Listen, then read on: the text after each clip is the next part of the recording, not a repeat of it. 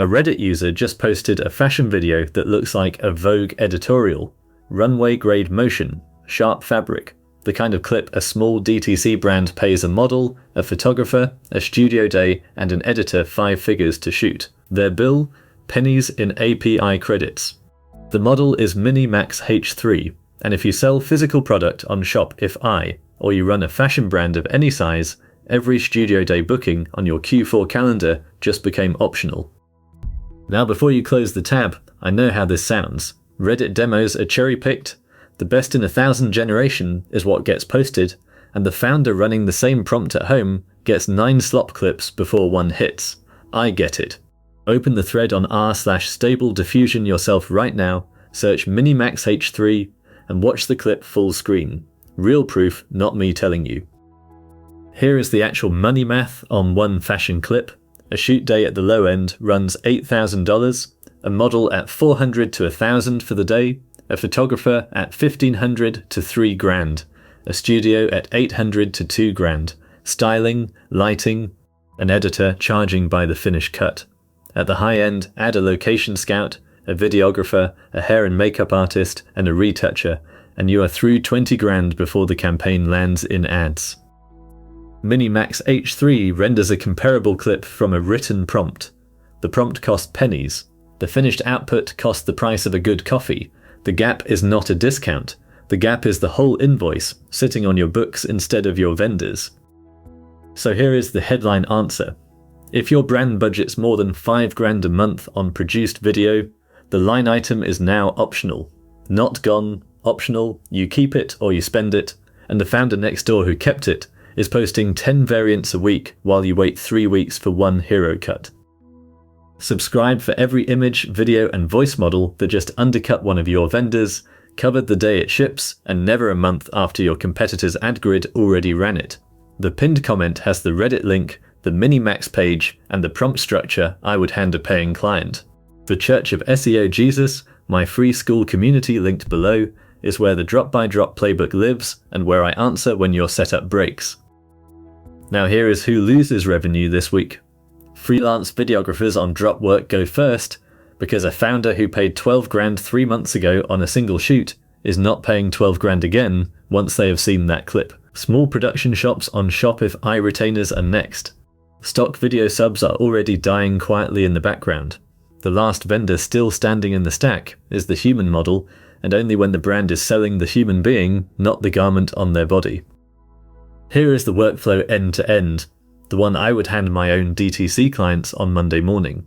Step 1, you photograph the garment on a mannequin or a hanger against a clean seamless, front, back, 3/4. Step 2, you write the prompt in 3 parts. Garment description with exact colors and fabric.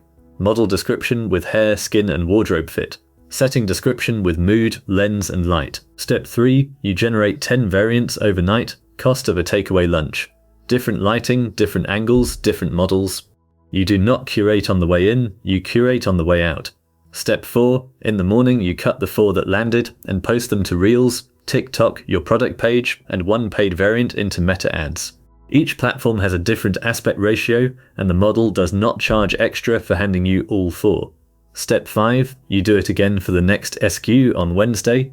2 SKUs a week, 4 platforms, 10 variants each. You have posted more paid ready video in 7 days than your competitor's whole quarter. The new job on the team roster is prompt operator. In-house if you have someone junior with taste, a $500 a month contractor if you do not. The role replaces about half the freelance video invoices on your books. The other half survives because a human on a real body still shoots the campaign hero. The difference is the hero shot now leads a fleet of 10 AI variants instead of standing alone with no siblings.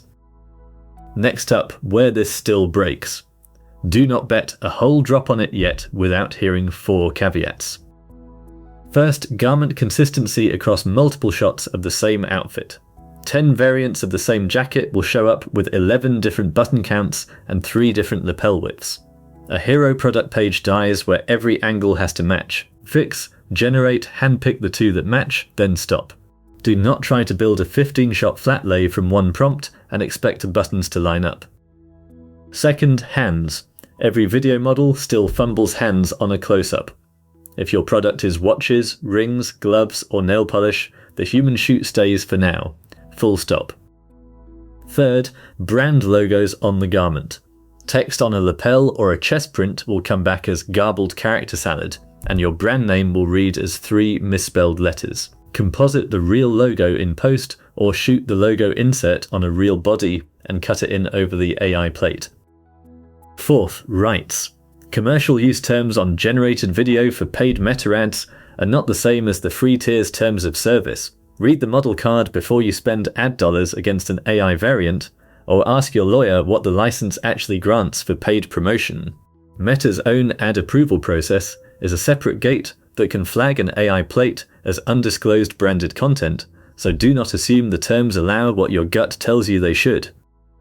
If you want the exact prompt structure I would hand a paying DTC client, the vendor cost breakdowns for every video model that just cheapened this stack, and the drop-by-drop playbook for founders moving on this before their category catches on, the Church of SEO Jesus. My free school community linked in the description is where that lives and where I answer when your setup breaks.